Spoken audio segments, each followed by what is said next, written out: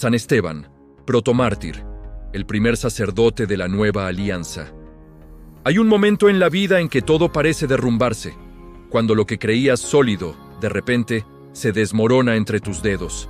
La familia, la fe, el futuro, todo. Y en ese instante de caos surge una pregunta brutal. Una pregunta que San Esteban conoció demasiado bien.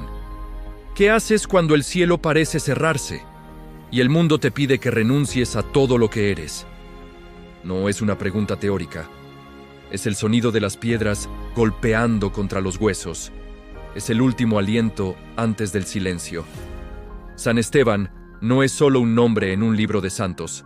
Es la respuesta viviente, sangrante y gloriosa a la crisis más profunda del creyente. ¿Vale la pena morir por esto? ¿O quizás es que solo vale la pena vivir por esto?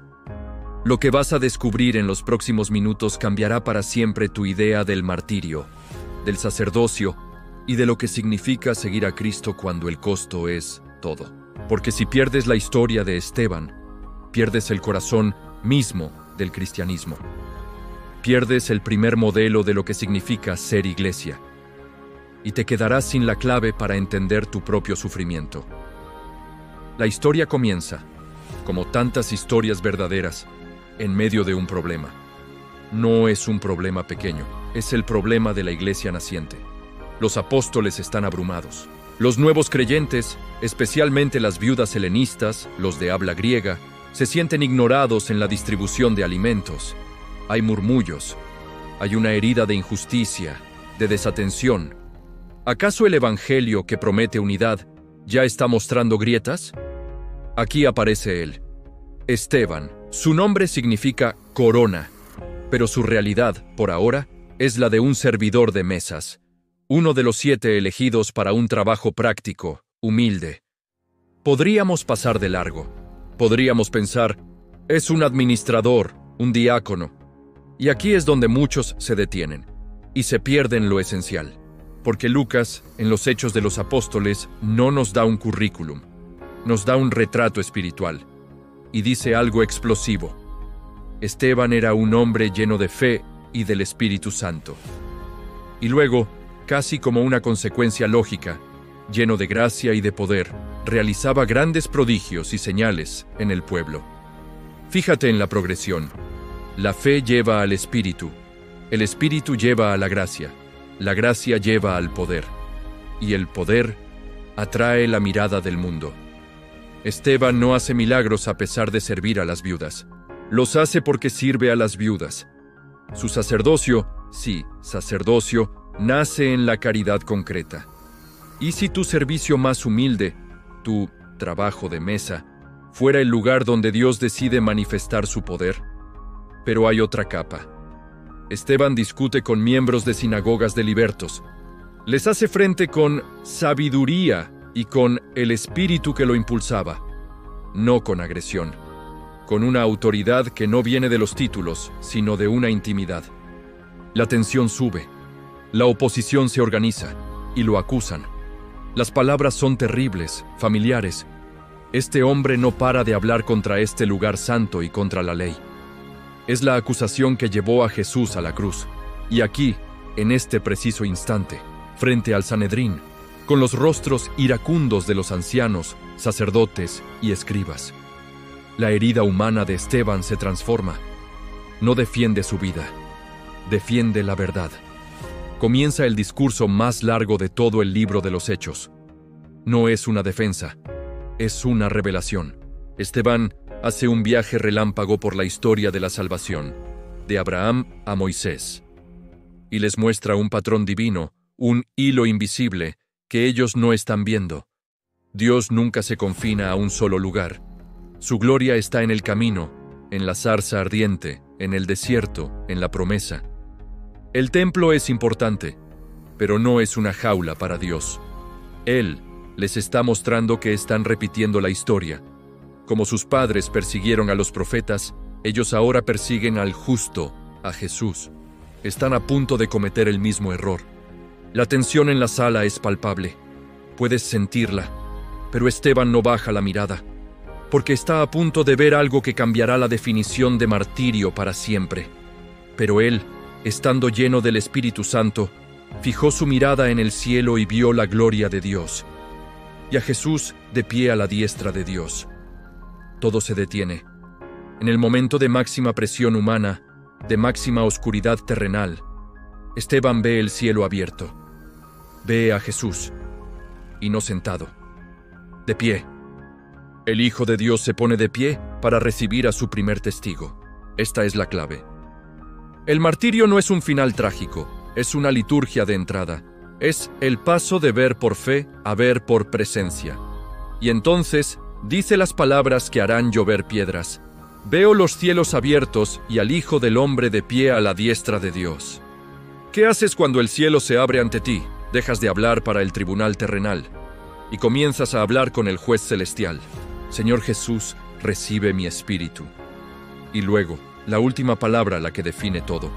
Arrodillado bajo una lluvia de piedras con su último aliento, clama con fuerte voz: Señor, no les tengas en cuenta este pecado.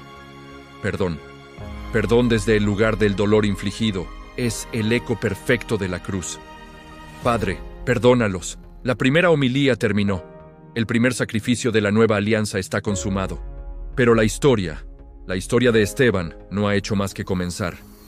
Porque en esa muchedumbre hay un joven que guarda los mantos de los verdugos, y su nombre es Saulo. Y nada, absolutamente nada, volverá a ser igual. Hay un silencio después de la tormenta. Un cuerpo destrozado es recogido y llorado. Pero en el reino espiritual, un sismo acaba de ocurrir. Por primera vez desde la cruz, un hombre ha ofrecido su vida como respuesta total a la de Jesús. Y en ese acto, Esteban nos revela algo que la Iglesia tardaría siglos en articular plenamente: el sacerdocio de todo bautizado y el corazón del sacerdocio ministerial. Porque todos hablamos de sacerdotes. Pero, ¿qué es un sacerdote? No es un manager religioso, no es un simple predicador. En la esencia más bíblica y profunda, un sacerdote es un puente. Es alguien que se pone en el medio, entre Dios y los hombres, para ofrecer sacrificios, para interceder, para consagrar. Mira a Esteban de nuevo, mira su liturgia. Anuncia la palabra. Su discurso es una homilía poderosa, una proclamación de la historia de la salvación centrada en Cristo. Ofrece el sacrificio. Su vida, unida a la de Cristo, se convierte en la ofrenda. No ofrece un cordero, se ofrece a sí mismo. Intercede. Su última oración es de intercesión por sus verdugos. Señor, no les tengas en cuenta. Consagra el momento. Toma el momento de odio más absoluto y a través de su perdón lo transforma en un acto de amor divino. Esteban, el diácono, actúa in persona Christi, en la persona de Cristo. Cumple las 4 funciones esenciales del sacerdote de la nueva alianza. ¿Comprendes la revelación? En Esteban, Dios nos está mostrando el modelo de todo ministerio ordenado. Antes de que Pablo escribiera sobre el sacrificio vivo, Esteban ya lo estaba viviendo. Antes de que la Iglesia definiera la Eucaristía como sacrificio, Esteban la estaba representando en su carne. Pero hay más, mucho más. ¿Recuerdas la visión? Ve a Jesús de pie. La carta a los Hebreos, que profundizará en este misterio, nos dice que Jesús, nuestro sumo sacerdote, está sentado a la diestra del Padre, porque su sacrificio es único, completo, para siempre. ¿Por qué entonces Esteban lo ve de pie? Porque el Padre Celestial le dice a su Hijo: levántate, tu primer testigo está llegando, ve a recibirlo. Es el gesto del anfitrión que honra al huésped de honor. Es el sumo sacerdote eterno, recibiendo la ofrenda del primer sacerdote mártir de su iglesia. Esteban no muere solo, muere en una liturgia celestial. Su muerte es un acto de culto. Y aquí es donde la doctrina se vuelve carne, se vuelve vida para ti y para mí. Porque el bautismo nos incorpora al sacerdocio de Cristo. Somos un sacerdocio real, como dice Pedro. Esteban es el ejemplo máximo de lo que todo cristiano está llamado a ser, un oferente. En tu trabajo, en tu familia, en tu sufrimiento ofrecido con amor, tú estás ejerciendo el sacerdocio bautismal. Estás haciendo de tu vida una misa, pero alguien podría objetar, con razón. Espera, esto es muy místico, muy elevado. ¿Qué pasa con las dudas reales? ¿No fue Esteban un imprudente? ¿No provocó él mismo su muerte con palabras duras? ¿Realmente Dios quiere que busquemos el martirio? Esas preguntas no son secundarias. Son el corazón de la confrontación con nuestra fe. Y es ahí, precisamente, a donde debemos ir ahora. Es justo aquí donde muchos se quedan. Donde la historia de Esteban deja de ser inspiradora y se vuelve incómoda, incluso escandalosa, porque si lo pensamos con honestidad, surgen objeciones profundas, humanas. Primera objeción, la más visceral. ¿No fue esto un desperdicio? Un hombre lleno del Espíritu, capaz de grandes prodigios, ¿aplastado por piedras? ¿No hubiera sido más útil vivo, predicando, sirviendo? ¿Dios permite esto? ¿O lo quiere? La respuesta no es simple, pero es clara. Dios no quiere el mal, no quiere la violencia. Pero en un mundo roto por el pecado, Él escribe derecho con renglones torcidos. La muerte de Esteban no fue un desperdicio, fue una siembra, y la semilla cayó en el corazón más improbable. En el de Saulo, el fariseo riguroso que aprobaba esa muerte. La sangre del mártir es, como dijo Tertuliano, semilla de cristianos. Sin el testimonio radical de Esteban, ¿habría sido la conversión de Pablo tan profunda? ¿Habría comprendido el apóstol el poder de la cruz con tanta fuerza? Esteban, con su vida y su muerte, evangelizó al evangelizador de los gentiles. Segunda objeción. ¿No fue imprudente? ¿No pudo ser más diplomático? Podría haber suavizado su discurso. Podría haber evitado la confrontación directa. ¿No es el amor también prudencia? Aquí tocamos un nervio. Esteban no fue un fanático buscando la muerte, fue un testigo fiel que no pudo callar lo que había visto y creído. Su imprudencia fue la de la verdad que no negocia su esencia. Fue la del amor que prefiere ser rechazado antes que dejar de decir, te amo. ¿Fue Jesús imprudente al limpiar el templo? Al decir, amén, amén les digo, a quienes no querían oír. Hay una diferencia abismal entre la imprudencia del orgullo y la locura de la cruz, que es sabiduría de Dios. Esteban eligió la locura de la cruz. Tercera objeción, la más personal. ¿Esto significa que debo buscar el sufrimiento? ¿Que mi fe no es auténtica si no soy un mártir? Esta pregunta nace del miedo y es legítima. La Iglesia nunca ha dicho que debas buscar el martirio. De hecho, los mártires huyeron muchas veces de sus perseguidores. Lo que la Iglesia proclama es que debes estar dispuesto a perderlo todo, incluso la vida, antes que negar a Cristo. El martirio es la gracia suprema, dada a algunos. La fidelidad en lo pequeño, en lo cotidiano, es el martirio blanco al que todos estamos llamados. Esteban nos muestra el extremo del amor para que nosotros, en nuestra mediocridad diaria, tengamos un faro. Su historia no nos condena, nos ilumina el camino. Pero hay una última confrontación, quizás la más teológica. ¿No fue el discurso de Esteban demasiado duro, casi condenatorio? Duros de cerviz, incircuncisos de corazón y de oídos, ustedes siempre resisten al Espíritu Santo. ¿Es ese el tono pastoral? Aquí debemos leer con los ojos de la misericordia que confronta. Esteban no está insultando, está diagnosticando. Con dolor está señalando el patrón de rechazo de su pueblo. Es el tono de los profetas, oye, pueblo mío. Es el tono de Jesús llorando sobre Jerusalén. La verdad más misericordiosa a veces duele antes de sanar. Y la sanación, para Saulo, llegaría en el camino a Damasco. La confrontación de Esteban preparó el terreno para la gracia de Pablo. Al enfrentar estas objeciones, no debilitamos la figura de Esteban. La hacemos más humana, más creíble, más imitable en nuestro contexto. Porque tú y yo no enfrentamos piedras, pero sí enfrentamos la burla sutil, la indiferencia, la tentación de transigir en lo esencial. Y es en ese momento donde la pregunta final, la decisiva, emerge de las sombras. ¿Y a mí qué? ¿Qué cambia en mi vida hoy, aquí y ahora, con este hombre muerto hace 2000 años. Esteban no es una reliquia del pasado. Es un latido en el presente de la Iglesia. Su sangre, como dijo San Agustín, es la sangre de la siembra, y de esa siembra nace todo. La misión a los gentiles, la teología de Pablo, el valor de los mártires que le seguirían. Pero hay algo más íntimo. El legado de Esteban es un espejo en el que Dios quiere que te mires. ¿Qué ves en ese espejo? Primero, ves la primacía de la caridad. Su ministerio empezó sirviendo a las viudas. El amor concreto, práctico, es el caldo de cultivo del poder del Espíritu. Tu sacerdocio bautismal no empieza en grandes gestos, sino en el servicio humilde y callado, en la familia que atiendes, en el compañero al que escuchas, en el pobre al que miras a los ojos. ¿Estás construyendo tu fe sobre el servicio o sobre el sentimentalismo?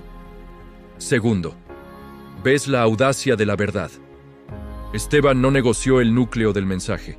Jesucristo crucificado y resucitado es el centro de la historia. En un mundo que te pide suavizar los eches del Evangelio, que te invita a un cristianismo light, a una espiritualidad sin cruz.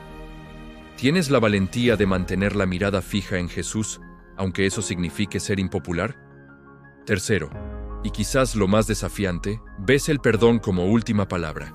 No la queja, no el resentimiento, no la justicia propia, el perdón. Desde la cruz de tu propio sufrimiento, de la incomprensión, de la traición pequeña o grande.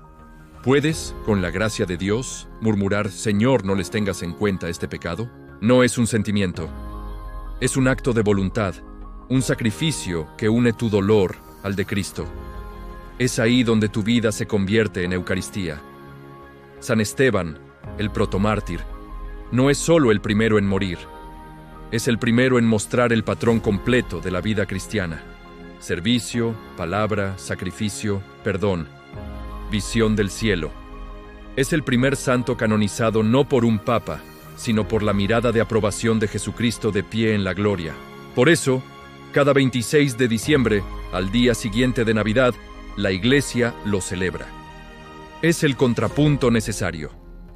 Después de la ternura del pesebre, la crudeza de la cruz.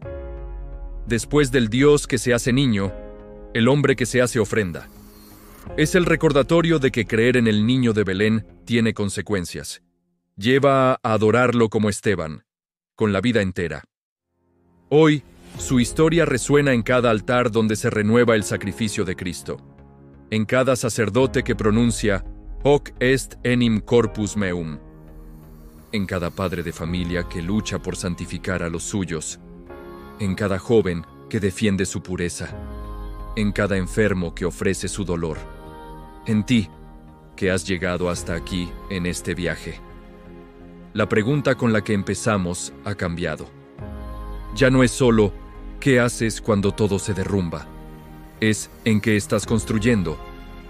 ¿Estás construyendo sobre la arena de la comodidad, del miedo al que dirán, de la fe a medias?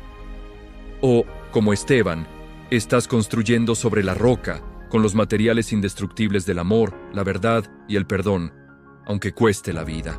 Porque al final, solo una cosa es necesaria: ver los cielos abiertos y caminar hacia ellos.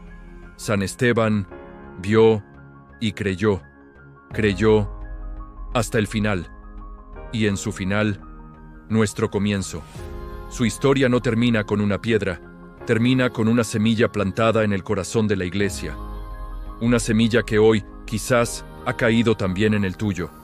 No te pido aplausos, no te pido un like inmediato, te pido silencio. El silencio de Esteban después de su última oración. El silencio donde Dios habla. En ese silencio te invito a rezar conmigo. Desde donde estés, desde lo que llevas dentro. Glorioso, protomártir, San Esteban, tú que serviste a los hermanos en lo humilde y encontraste en el servicio la fuerza del Espíritu, enséñame a amar en lo concreto, en lo pequeño. Tú que no tuviste miedo a proclamar la verdad, aunque esa verdad te enfrentara al mundo, dame la audacia de la caridad que no calla lo esencial. Tú que, en el momento del dolor más injusto, miraste al cielo y viste a Jesús de pie para recibirte, Ayúdame a levantar la mirada en mis propios sufrimientos y a ver en ellos una participación en su cruz redentora. Tú, cuya última palabra fue perdón, intercede por mí, para que mi corazón no guarde rencor, no cultive la queja, sino que se convierta en un manantial de misericordia, a imagen del corazón que perdonó desde la cruz. Que como a ti, el Señor me conceda la gracia de vivir, servir y, si es necesario, morir, con la mirada fija en Él, que es el camino, la verdad y la vida. Amén. Si este viaje a través de la vida y el legado del primer mártir ha tocado algo en ti, si ha respondido a una pregunta o ha plantado una semilla de valor, no dejes que termine aquí. Comparte este documental con alguien que pueda necesitarlo. Suscríbete al canal para que juntos podamos seguir explorando las raíces profundas y heroicas de nuestra fe. Hay muchas más historias como esta esperando ser contadas. La de Ignacio de Antioquía, Perpetua y Félix, Teresa de Calcuta en nuestro tiempo.